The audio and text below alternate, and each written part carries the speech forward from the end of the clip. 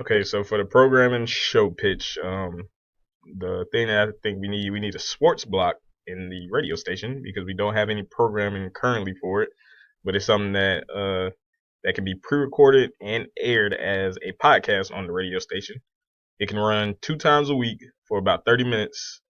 You have two main hosts and work in a guest at least once or twice a week, and each host can take turns editing the audio for each show. So that means they would edit at least one audio a piece for the week.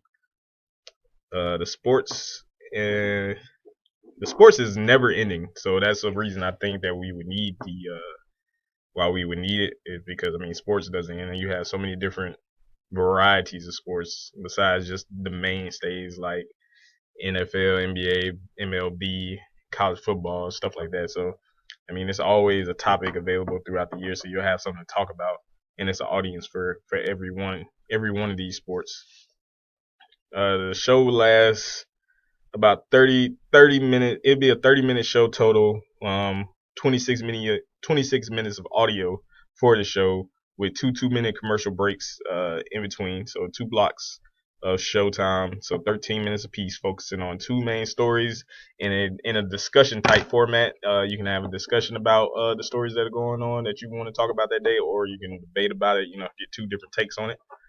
Uh, the title of the show would be called "In the Tunnel." The reason I thought of that was I want to give it a different type of we'll have a different type of insight on sports. So two very unique but different takes on it. And when you listen to us, you'll think that you're right next to these players, like you know them a little bit more personally, and you're actually in their shoes. So you're in the tunnel with them. That's pretty much where the phrase comes from for me, which is essential to the meaning of in the tunnel. And there we go. The broadcasters would be two very well knowledgeable sports fans that bring different takes on events at hand and give clarity on what they believe really happened.